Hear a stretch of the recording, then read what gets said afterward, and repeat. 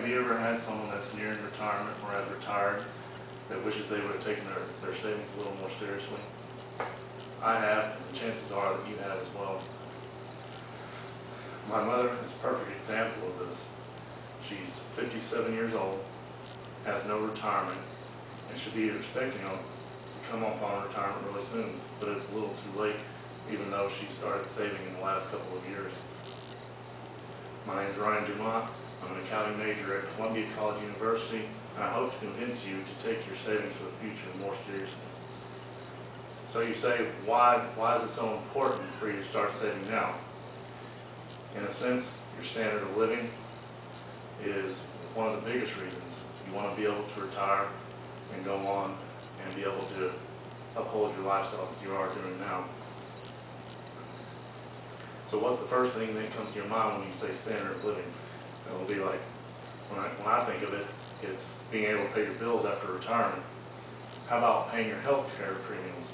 I'm 29 years old and pay over $400 a month in health care premiums a month right now. Imagine when you're 50 or 60 years of age. According to the National Coalition on Healthcare, retired elderlies have to have at least $250,000 to retire just to get the basic health medical package that's available right now. Many experts say that $300,000 is a more respectable average to obtain. According to the U.S. Census Bureau, the average retiree retires at 62 years of age.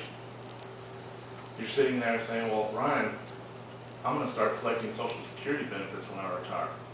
First of all, Social Security is and always has been just a supplement to your retirement. It will never replace your retirement plan or any savings that you have in your accounts. According to the Social Security Administration, the average Social Security check is between $1,090 and $1,153 a month. Now, just a show of hands, who thinks in this room that can live on that kind of money a month? Nobody, right? So now you're thinking, so how much should I have when I retire? Well, you need to know a couple of things first. One, you need to know how much money do you need a year right now. You need to know years till retirement, how long you get to save, how many years you're planning on using your retirement savings after you retire, the inflation rate, and your percentage yield on your savings every year. There are many resources out there on the web, and you can even go to your personal finance manager to figure out what it will take for you to live after you're retired. Let's take a hypothetical situation. You start saving at 25 years old, and you plan on retiring at the age of 62, like the national average. You need at least $60,000 a year to live on. The inflation is about 1.5%, and that's kind of conservative.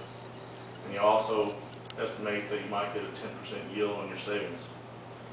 With all that said, I went to Bankrate.com, plugged in these numbers, and if you started at 25 years old, you needed over $943,000 in your retirement savings by the time you hit age 62 to keep your standard of living.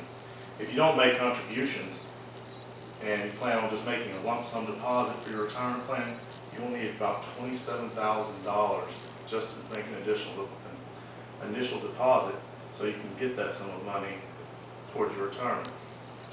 Now, if you can't make the contributions monthly or yearly towards your savings plan, you can do a contribution plan. Say you went and did $5,000 down, and if you did that and you made monthly contributions, it would only take you from age 25 to 62, $161 a month and some change. Now, let's take this scenario and put it into a reference to a 40-year-old. Someone that starts at 40 years old is going to need the same scenario applies to the last one. It's going to need $754,000, $940.59 at retirement. For them to get that without contributions, the initial deposit will be a little over $92,000. How many of you in this room have $92,000 to sink in a bank account at age 40? There are some of us that can do that, but most of us, lower to middle income families, cannot do that sort of thing. Now, if you take the same scenario once again, and put $5,000 down in an account, make contributions till age 62, that's a 22-year gap versus from 25 to 62, you will need $952 a month.